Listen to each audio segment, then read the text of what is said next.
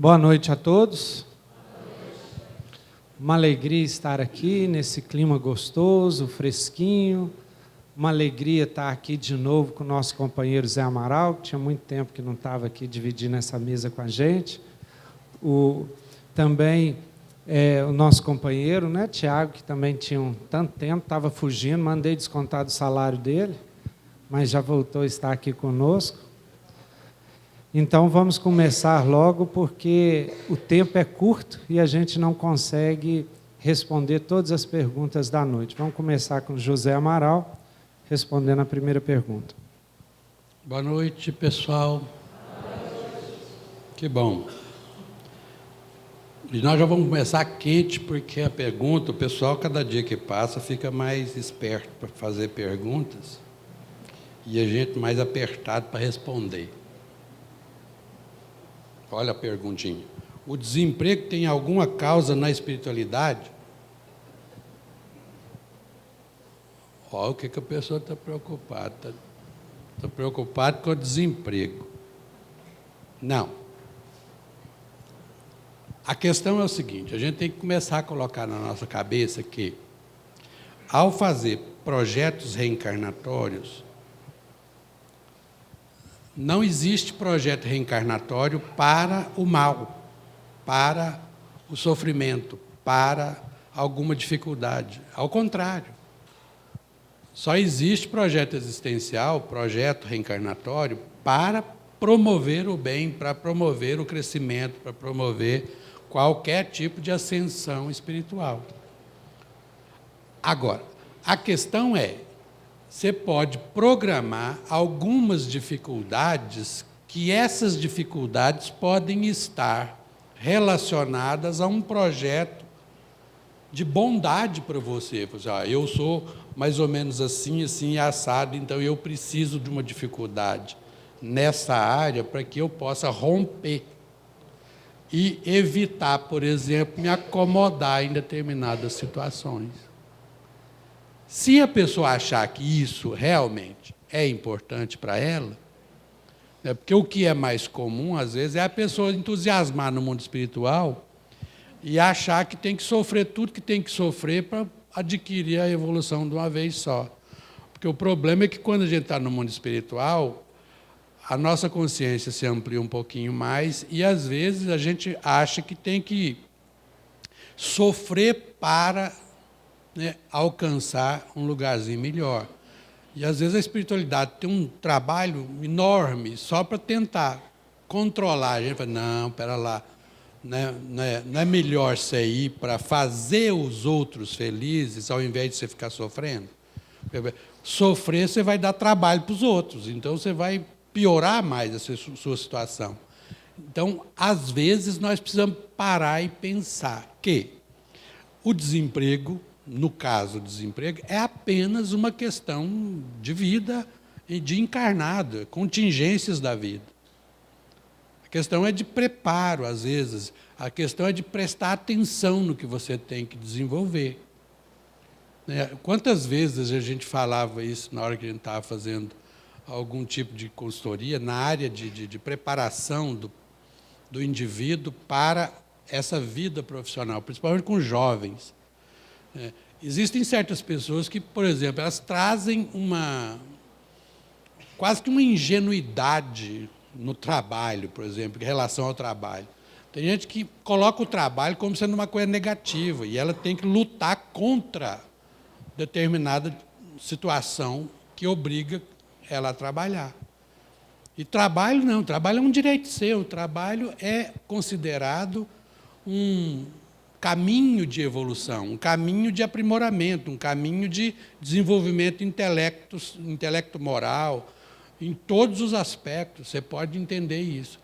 E às vezes as pessoas começam a fazer marketing ao contrário, marketing, sabe aquela pessoa desanimada, que acorda de manhã, principalmente na segunda-feira, senta na cama e fica com aquele olhar psicótico que atravessa as pessoas. Não é eu não, gente, ninguém merece. Ou seja, a pessoa pensa que dessa forma ela está tirando vantagens na vida. Não está. E ela vai para o trabalho e leva, esse ânimo leva para o trabalho. E chega no trabalho, reclama desde as 7 horas da manhã até as 5. Às vezes, no metade do dia, ele está assim, fala, pelo amor de Deus, hoje dá 8 horas, mas não dá 5, ué. Porque o relógio está travado lá, vai lá ver o que está acontecendo.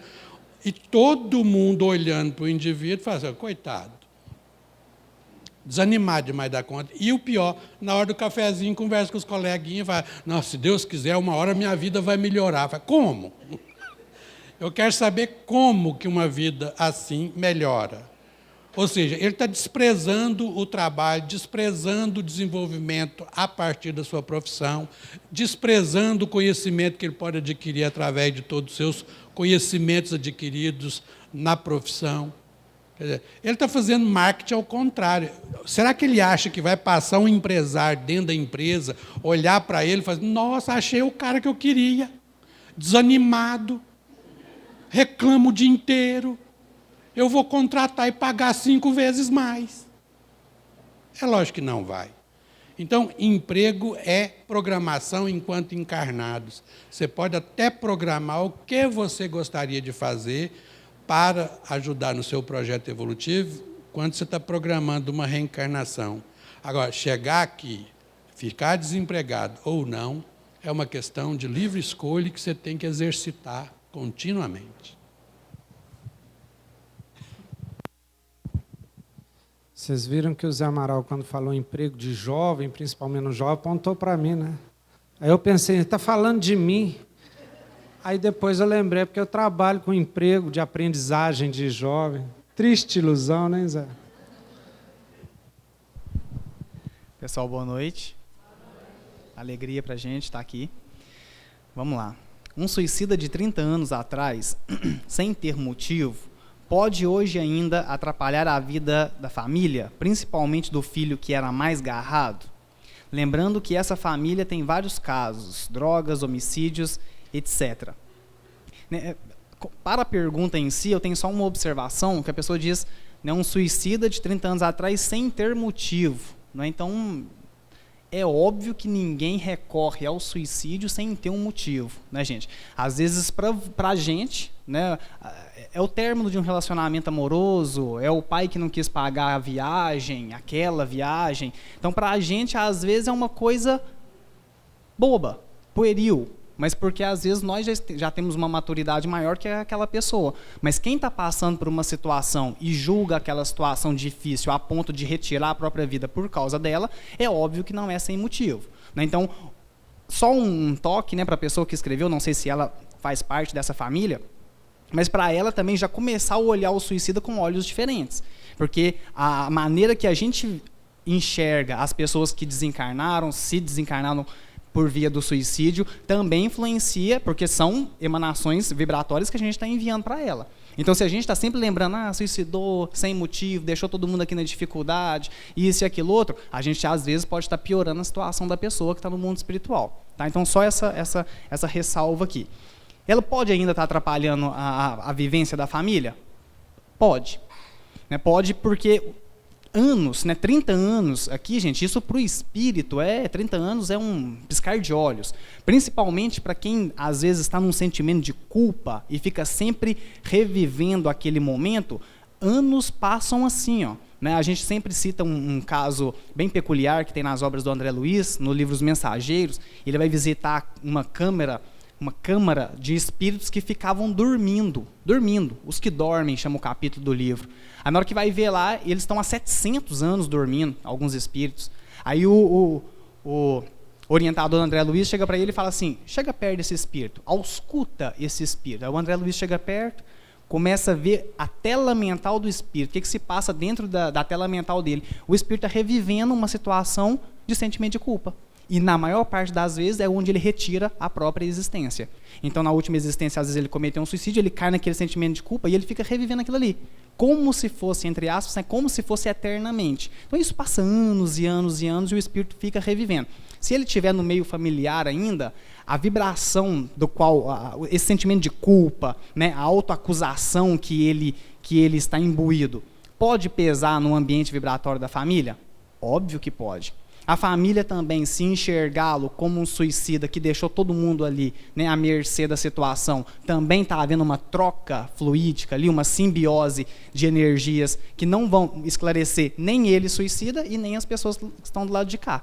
Então é muito importante que a gente renove essa nossa forma de olhar para ele. Então o suicida, sim, ele pode ficar revivendo ou não. Às vezes o suicida, em uma semana também, em duas, tempo é totalmente relativo, vai depender da maturidade do espírito. Então ele pode simplesmente perceber a situação dele e sair daquela situação. Aí ela diz aqui, principalmente do filho que era mais garrado a ele. Pode ser que tenha algum processo ali? Pode. Sabe por quê? A gente acha que obsessão é só um espírito querendo fazer mal para o outro. A ideia geral que nós temos de obsessão é essa. Então quer dizer que eu posso ser obsidiado por um espírito que me quer bem? Posso. Esse espírito, às vezes, ele me quer bem e ele garra, ele chega perto de mim e ele fica ali do meu lado sugando as minhas energias. Mas porque ele me quer bem, mas ele não sabe como fazer. Sabe com quem que isso aconteceu? Uma pessoa muito conhecida no meio espírita? Divaldo Franco. Divaldo Franco, quando ele ainda não conhecia que ele tinha mediunidade, o irmão dele desencarnou. Ele tinha por volta dos 15, 17 anos. De repente, o Divaldo cai na cama. Como se tivesse paraplégico. Não mexia nada nas pernas. Ficou 6 meses de cama. Todos os exames foram feitos. Todos os médicos que estavam ali, que poderiam dar o suporte, foram chamados. E ele não saía daquela situação. Não tinha um porquê. Aí, de repente, a família dele lembra de uma benzedeira, né? Na época, chama a mulher. Era uma médium. Claro, evidente. Na hora que ela chega na casa dele e olha para ele e fala assim: ô menino, tem um espírito aí do seu lado, agarrado nas suas pernas. Você não vai movimentar mesmo, não. Quem que era? Era o irmão dele que tinha desencarnado 6 meses atrás. Mas como o irmão dele não sabia para onde é que tinha que ir, não sabia abrir o campo mental para enxergar a ajuda, ele ficou ali, num ambiente familiar, agarrado no Divaldo Franco. Aí a mulher foi lá, deu um passe nele. Daquele momento ele conseguiu desativar, né? Conseguiu desvincular o espírito do Divaldo, deu um esclarecimento para ele, ele começou então a estudar a mediunidade e hoje está aí, né, o que a gente sabe do Divaldo Franco. Então pode. O que vai depender disso? Vai depender da visão também que a família tem para com o suicida, tá bom? Então orientar a família a orar por ele, orientar a família, se possível, fazer culto no lar, tá? Faça culto no lar, fala em voz alta para o suicida, né? Faça preces, peça a espiritualidade à amiga que o encaminhe, tudo isso ajuda, tá? E parar com esse sentimento, né, acusatório dessa pessoa que deixou a vida por esse meio, que a gente sabe que é difícil, e quanto mais vibrações amorosas ele receber, vai ajudar.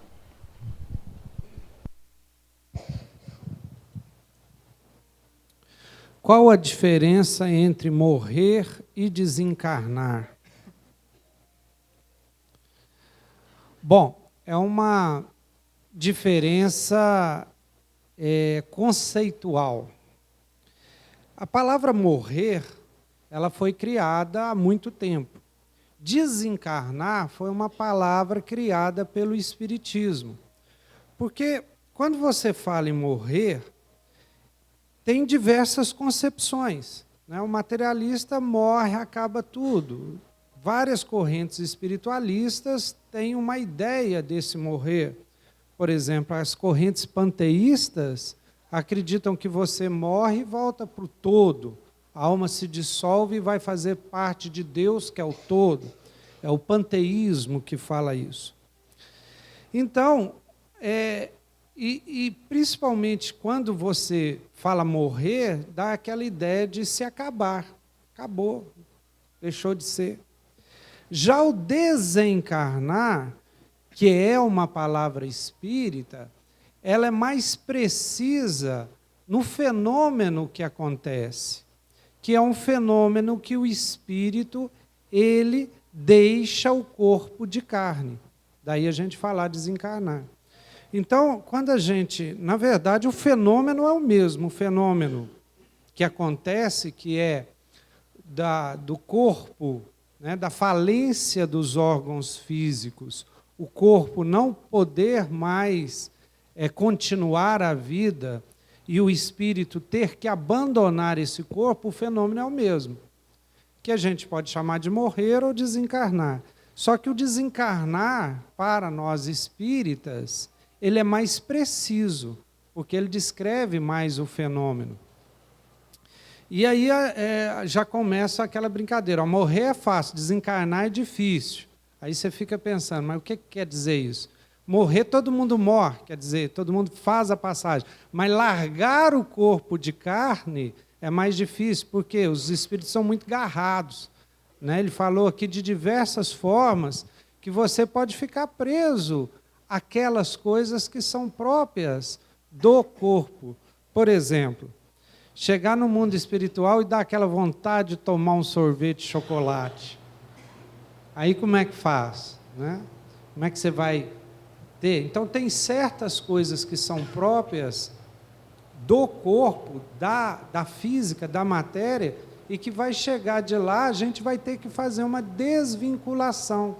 A gente vai ter que começar a viver mais da forma espiritual e não da forma material. E daí a gente repetir as tendências do físico lá. E então o sentido de desencarnar seria sentido de ir, de alguma forma, viver mais espiritualmente do que materialmente. Né? Seria esse o sentido da diferença entre o morrer e o desencarnar, que já surge no meio espírita. Zé Amaral, boa noite. Boa noite. Minha dúvida, entre tantas, é essa.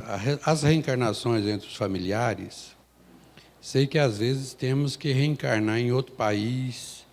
E como ficam os nossos familiares? Chega um ponto em que nos desvencilhamos deles, por termos a missão cumprida com eles. Quando é que eles vão ou ficam? E cada um se une a outras famílias? Tenho medo de pensar isso. Algumas encarnações vou ficar sem eles e me ligar a outros, vizinhos, colegas de trabalho, outro país. É bem as perguntas mais simples que todos nós fazemos essas perguntas quando a gente entra na doutrina. E responder é mais simples do que a gente imagina. Gente, o exercício de família, o exercício que um espírito faz quando a gente reencarna, o exercício de conviver e de viver em família é só enquanto a gente está encarnado. E para desabrochar em nós relações afetivas muito mais próximas da relação amorosa. Então serve para qualquer espírito. Nós estamos aqui no exercício, é treinamento. Treinamento intensivo para como amar a humanidade. Está vendo, cara? A gente tem que aprender a amar o espírito que está agora reencarnando na África do Sul, na China, na Rússia, em algum lugar do planeta Terra. Nós reencarnamos na nossa família para treinar como amar todo e qualquer espírito. Então, o ideal é quando a gente chegar num determinado patamar de relação afetiva, em que nós seremos cidadãos cósmicos. Aonde a gente reencarnar, a gente estará entre familiares. E família profundamente familiar. Por quê? Porque você exercitou, e você se abriu, e você treinou todos os seus afetos. A pergunta que a gente faz dessa forma aqui, ela denuncia ainda um certo egocentrismo. A gente tem que partir exatamente para a ampliação disso. A gente tem que fazer um exercício que eu acho que a imagem mais gostosa da gente entender significa o seguinte, aqui, ó. Quando o nosso Guarani aqui está jogando com o time da capital, para quem que a gente torce? Para o Guarani. Mesmo que a gente não goste, a gente torce para o Guarani. Agora, quando um time de Minas Gerais vai disputar com outro time de outro estado, para quem que a gente torce? Mesmo a contragosto, a gente torce, né, para o melhor, que é, né, geralmente, o Cruzeiro. Aí, quando a gente vai disputar no Brasil, ou Vamos lá, primeiro vamos colocar na América Latina. Quando a gente vai disputar a Taça Libertadores, a gente torce para quais os times? Os times daqui ou os times da Argentina, os times do Chile? Não, a gente torce para os times brasileiros. Olha para você ver. O que significa isso? Aqui, ó. A nossa noção de sentimento e de afetividade vai se ampliando à medida que a gente vai aprendendo a lidar com isso. A mesma coisa, a gente está treinando a viver em família, para quê? Para a gente aprender a amar a família.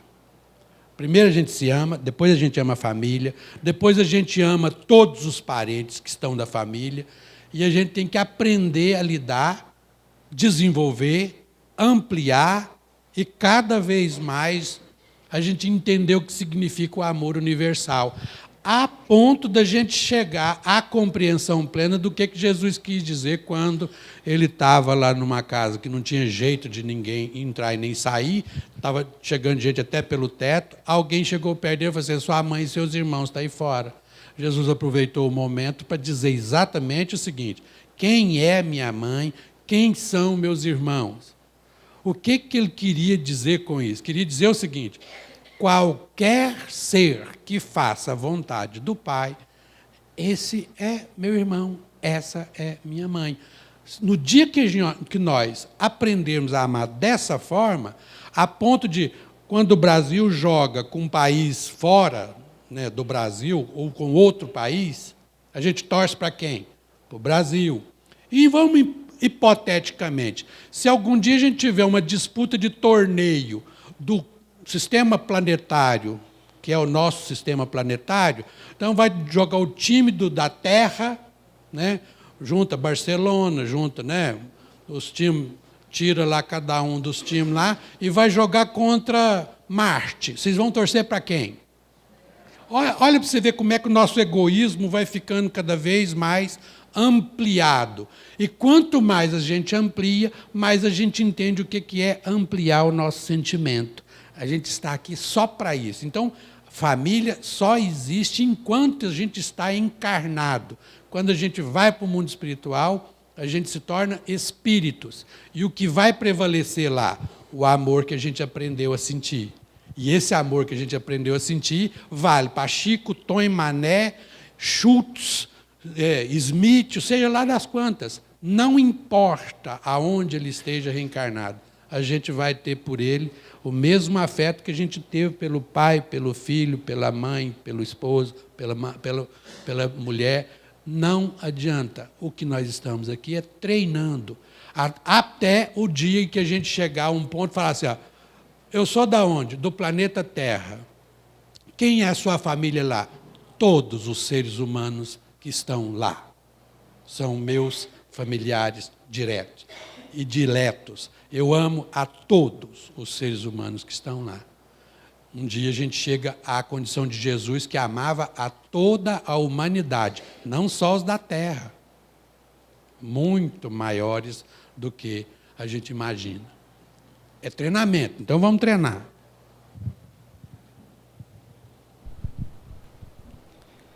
Eu não ia responder essa aqui não, Zé, mas você já praticamente já respondeu. Eu só vou lembrar a pergunta então, a pessoa vai lembrar da resposta do Zé. Que, ó, Maria é mãe de Jesus. Por que ele fala mais do pai e não da mãe que o criou? Porque toda vez que Jesus estava falando do pai, ele estava se referindo a Deus, Deus nosso pai. Então, quando ele falava que ele, né, o caminho, a verdade, a vida, ninguém vai ao pai senão por ele estava se referindo não a José, o seu pai ali físico, biológico. Ele estava se referindo a Deus, que é o nosso pai. Né? Então, por isso que ele não, de maneira alguma, Jesus desfez da sua mãe, da sua família biológica. Né? Quando ele fala isso aí que o Zé acabou de lembrar, né, ele está só ampliando essa noção de família para a gente. Né? Quem são meus pais, quem são meus irmãos? De maneira alguma ele está desfazendo da sua família biológica, ele está alargando o conceito. Então, por que ele falava mais do pai e não da mãe? Justamente por isso, porque ele veio para exemplificar para nós quais são as leis divinas. No momento, gente, onde os hebreus, eles chamavam Deus de o Senhor dos Exércitos, era o Senhor dos Exércitos. Então estava esperando alguém que viesse com uma mão forte mesmo, um soldado, e eliminasse ali os romanos e tomasse o poder. Aí Jesus vem e chama Deus de Abba. Abba, em aramaico, é papai querido. Olha que coisa maravilhosa. Então, Jesus veio para isso, para nos aproximar desse conceito que os hebreus tinham de Deus, que era um conceito totalmente deturpado. Então, ele veio para isso. Então, é por isso que ele fala mais do pai do que da mãe, não da mãe biológica. Aliás, ele não fala do pai biológico ali, tá? Na maior parte das vezes está se referindo a Deus. Minha psicóloga era espírita e me ajudou muito. Ela desencarnou e é por ela que estou aqui. Mas não consigo continuar meu tratamento. Sinto falta dela. Maravilha. Maravilha que você sente falta dela. Né? A gente está aqui mesmo justamente para criar vínculos e para sentir falta das pessoas. Ninguém está aqui para não sentir falta de ninguém. As pessoas passam na nossa existência, elas deixam suas marcas, nós deixamos as nossas marcas nelas, e é para isso mesmo que a gente está aqui. A questão toda é que você tem que ver que intensidade que isso se dá. Né? Se você está sentindo essa falta a ponto de não continuar seu tratamento, né, se a pessoa acha que ela necessita de tratamento psicológico ainda, mas ela não vai continuar porque ela não consegue com outra pessoa, a não ser com a psicóloga dela, aí a gente tem que sentar e conversar, né, porque alguma coisa aí ainda está em desarmonia. Por causa do seguinte, dentro de um relacionamento entre psicólogo e paciente, né, ou psicanalista e paciente, existe um mecanismo, né, chamado mecanismo de transferência, que é isso aqui mesmo que acontece. O paciente senta e ele olha para o psicanalista, é um Deus para ele. É uma pessoa que está ali para resolver os problemas. E ele vai jogar em cima do terapeuta todos os seus anseios, todas as suas ansiedades, vai jogar em cima dele toda a esperança de tratamento, né? Toda a esperança de que aquela pessoa vai trazer entre aspas, uma cura para ela. Então, esse relacionamento sempre tem um momento que a gente chama, que é o momento do apaixonamento, né? Que o paciente ele vai se apaixonar pelo terapeuta. Um bom terapeuta, ele faz o paciente se apaixonar por ele. Há sempre um momento desse apaixonamento, que é essa transferência. Então, um bom terapeuta faz isso, mas um bom terapeuta também corta a transferência. Um bom terapeuta também faz o paciente ver que o paciente não necessita dele para ser feliz na existência. Então, o psicólogo, a psicóloga, o terapeuta, ele tem que fazer isso. Ele tem que, primeiro, fazer deixar o paciente fazer a transferência, enxergar nele um Deus, para depois ele fazer o processo que Freud chamava de matar o pai. Né? Então, ele tem que matar o terapeuta ali no setting. Né? Ele tem que realmente desfazer e falar assim, não, eu é que tenho que buscar a minha felicidade. Então, se você ainda sente isso pela sua psicóloga, pode ser que você ainda está nessa fase do apaixonamento e não conseguiu sair, né? A gente não sabe a fase que a psicóloga desencarnou, não conseguiu fazer esse desenlace. Né? Porque a gente está aqui para fazer com que as pessoas caminhem sozinhas. Era isso que Jesus fazia. Desenvolva a sua autonomia. Eu não estou aqui para carregar problema de ninguém. Né? Quem quiser vir, pega a sua cruz e venha. Então, ele veio para desenvolver a autonomia do ser. Né, o camarada desencarna e ele chega lá no mundo espiritual, tinha uma obra assistencial enorme aqui, chega lá e fala, não, eu tenho que estar no melhor lugar aí, ué. Durante a minha existência, eu tinha uma obra assistencial e eu cuidei, e ainda existe lá hoje, mais de 200 crianças, tudo sob a minha tutela. Aí o amigo espiritual virou para ele e falou assim, então pare e pensa um pouquinho, eles continuam sob a sua tutela? Eles ainda continuam precisando de assistência? Aí ele, continua. Aí ele, pois é, agora avalia a sua conduta. Foi boa ou não? Você estava lá para fazer com que essas pessoas desenvolvessem a autonomia delas, para que elas não necessitassem de assistência, ou para mantê-las num assistencialismo? Então é essa a questão. Você tem que começar a enxergar isso. Por quê? Porque nessa fase do apaixonamento, isso fala muito da gente, tá? Tem uma questão aí que você pode olhar para autoconhecimento. Quanto mais dependente psiquicamente nós temos do outro, mais ainda na infância espiritual nós estamos. Quanto mais nós dependemos do outro para achar que nós seremos felizes, mais nós estamos na infância. Já viram um casal apaixonado? No auge do apaixonamento? Na hora que um está olhando para o outro, o que eles fazem? É como se eles regredissem para a infância. Como é que um trata o outro no auge do apaixonamento? Não é com um diminutivo, né? Ô, paixãozinha, dá beijinho para sarar, né? Vem cá. Ou seja, é como se a gente regredisse a uma infância no auge do apaixonamento, que é aquilo que mais denota essa necessidade de um amparo psíquico. Quanto mais você se constrói, mais você se desvincula do outro. Então é uma questão que você pode fazer. Faça preces para a sua psicóloga que está desencarnada, tá? Mas é um trabalho que você vai ter que fazer consigo mesmo, né? E se acha que necessita de um outro terapeuta para auxiliá-la nesse processo, né? Nós temos também, não sei se você tem alguns já psicólogos de sua confiança, mas nós também temos aqui psicólogos espíritas, né, que ainda estão aí atuando, pessoal bom de serviço, a gente pode aconselhar alguns, né?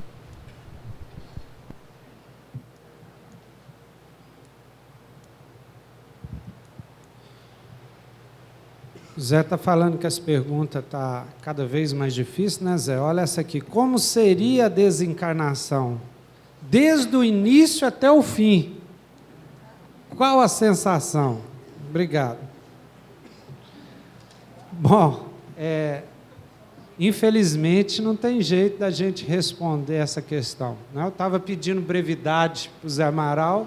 Se a gente fosse falar do processo da desencarnação, a gente ia ficar aqui a noite inteira e não ia conseguir.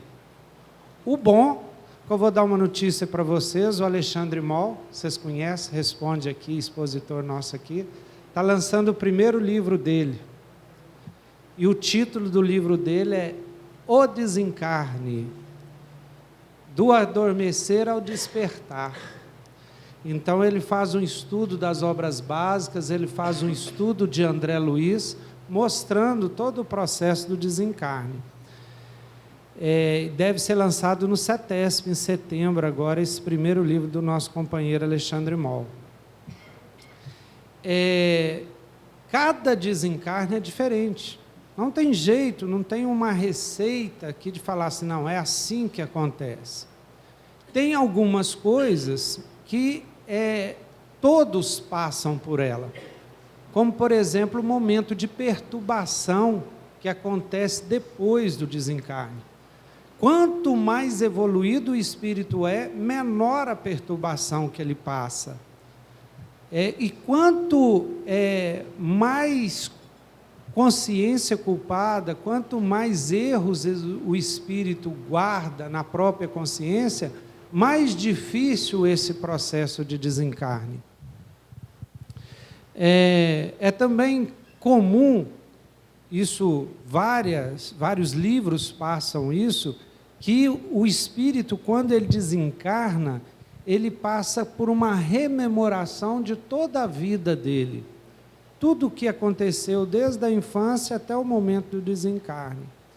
E que os momentos mais difíceis são aqueles momentos onde ele praticou injustiças, onde ele se sente culpado, onde ele tem a consciência pesada, que naqueles momentos ali é mais difícil essa rememoração. E muitas vezes ele fica preso naquele momento ali. Então, assim, é difícil da gente falar, no pouco tempo que a gente tem, dos vários tipos de desencarne, né? Desde, por exemplo, alguém que desencarna numa tranquilidade, logo ele consegue ter a consciência de si e começa já a ter a lucidez. Há pessoas que, por exemplo, cometem suicídio e passam por anos e anos em problemas lastimáveis. Então é muito difícil, assim como a reencarnação, o processo de reencarnação é também muito individual, cada um passa por um processo específico, o desencarne também é muito específico e cada caso um caso. E vamos aguardar, né, o livro do Alexandre, para a gente também ter mais um livro que vai tratar desse assunto específico aí.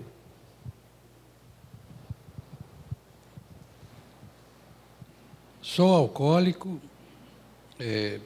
deve ser alguma pessoa que tenha problema com bebida alcoólica, etilista ou alcoolista.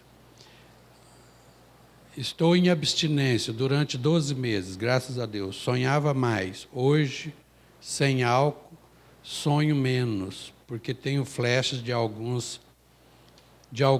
Meu amigo espiritual, mentor, anjo guardião, me ajudou em coisas absurdas, ou até quase fatais, quando andava embriagado. E hoje estou me esforçando para seguir as leis divinas. E sóbrio, parece que ele me leva só para lugares que me parecem pesados demais. Ele me leva ou vai comigo? E por que não tenho lembrança deles? Não suportaria ou ainda é cedo? Infelizmente, não posso te dizer a respeito do que está acontecendo, porque o problema, né, é complicado. Quando você entra em abstinência, por exemplo, eu já vi coisas assim, mas eu já ouvi coisas assim, por exemplo. Nossa, no tempo que eu bebi, eu não ficava doente. E agora foi só parar de beber. Tudo quanto é doença, gripe, os negócios, porque quando você estava bebendo, você não tinha tempo de parar para sentir, né, as coisas que você estava sentindo. Agora está aparecendo. Às vezes, na hora que a gente entra em abstinência, acontece um monte de situações diferenciadas na vida da gente. Eu não me atreveria a interpretar sonhos, a não ser que a pessoa tenha uma experiência muito larga, muito grande, já, né, de experiências conscientes fora do corpo físico.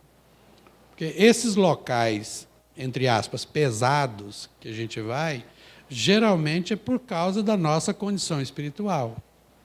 E se você estiver preparado, por exemplo, André Luiz, quando era levado para esses locais, os mentores deles falavam, se prepara que nós vamos adentrar agora um tipo de energia que é densa, um tipo de energia em que temos que ter uma vigilância maior, senão a gente entra e não sai de lá. Era preparado para isso. No caso do alcoolismo, por exemplo, quando a pessoa entra em síndrome de abstinência, muita coisa muda, mas 12 meses já era para ter terminado essa fase. A não ser que a gente ainda continue na fase do chamado bebedor a seco. Ou seja, a gente parou só, a gente virou o copo para baixo e não bebe. Mas afetivamente, emocionalmente, a gente ainda continua como se fosse um bebedor na atividade. E isso, todos os desequilíbrios ainda continuam. É preciso a gente fazer, né, quem conhece Alcoólicos Anônimos, fazer os 12 passos. Fazer aquele trabalho, aquela viagem espiritual que a gente precisa fazer quando a gente para de beber. Senão a gente vai ficar só na abstinência, né, no início, a síndrome de abstinência, a alteração mesmo da consciência e a volta da consciência ao estado normal. E essa volta causa reações extraordinárias na vida da pessoa. E essas reações podem gerar esse tipo de situação. Por exemplo, me ver no mundo espiritual em situações difíceis, me ver no mundo espiritual em situações que parecem perigosas, né? Só tem um caminho. A doutrina espírita é clara nisso. Fazer essa viagem de aprimoramento espiritual. É prece, porque se você quer se sintonizar num local mais agradável, mais saudável, mais equilibrado, isso tem que ser de acordo com a sua sintonia mental, a sua faixa vibratória, a sua identidade vibratória. Quanto mais, né, pesada é a sua vibração, quanto mais ainda agarrado aos dramas que te levaram ao alcoolismo e que agora você está tentando parar com o alcoolismo, mais você ainda vai continuar com essa vibração densa. Então, aprimore-se.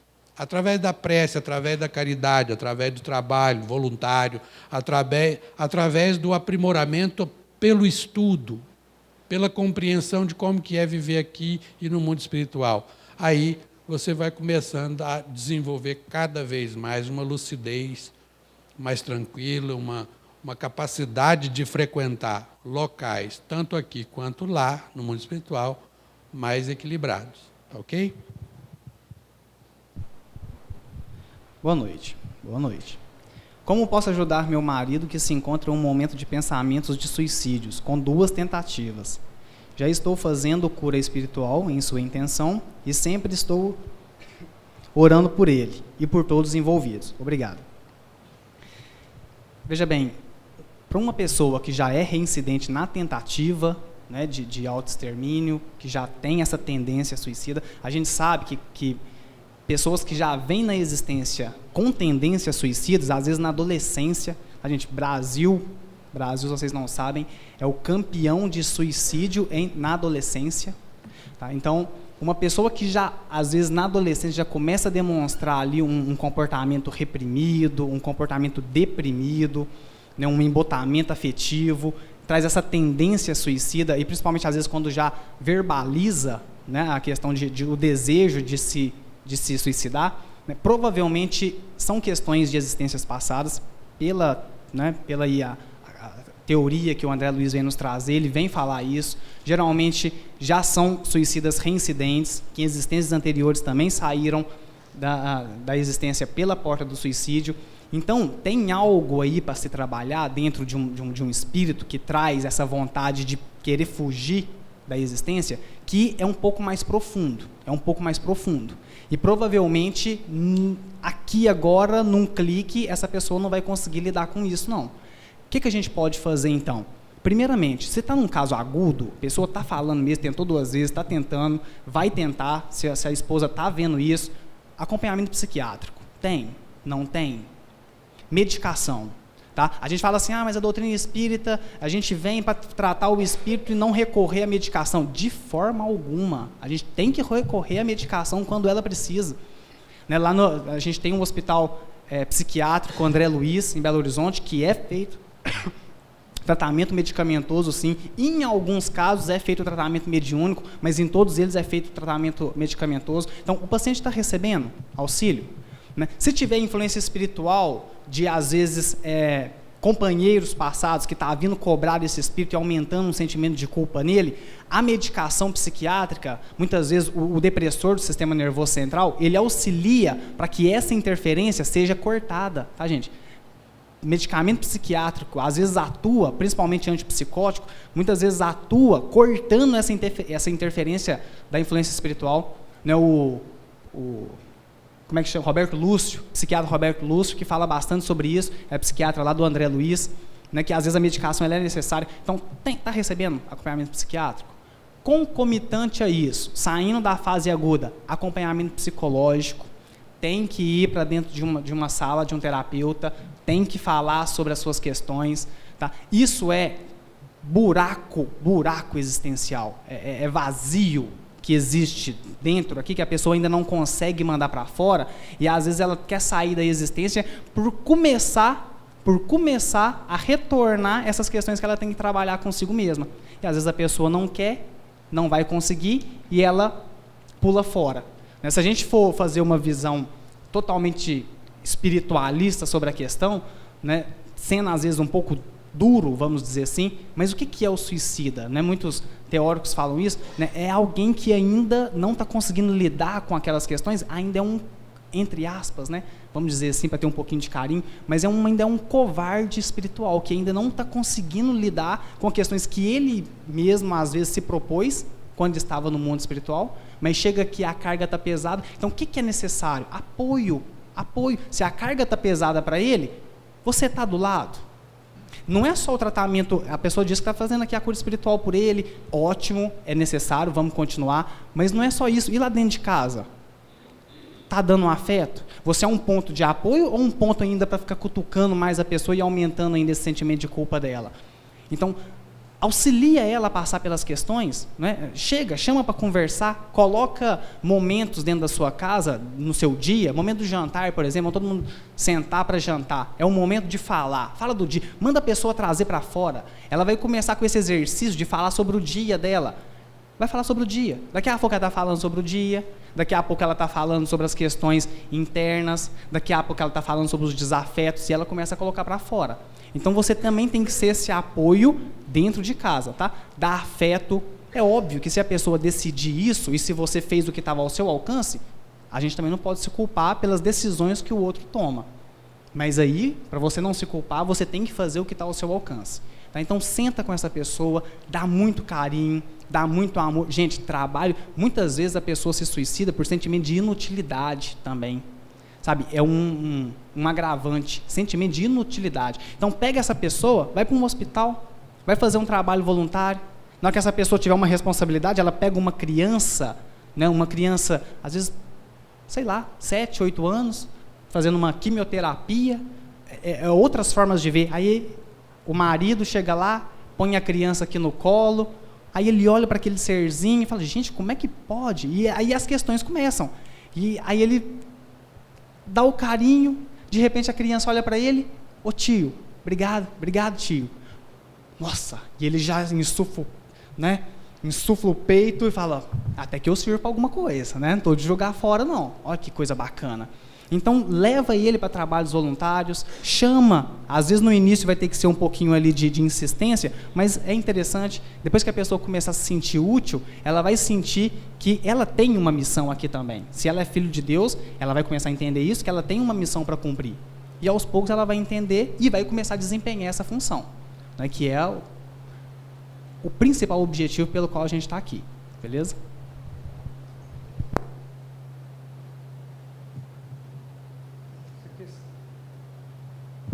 Essa questão aqui também exigiria muito tempo, a gente está com pouco tempo, mas vou tentar respondê-la de forma mais breve possível, que já nos avisaram ali que nosso tempo está esgotando.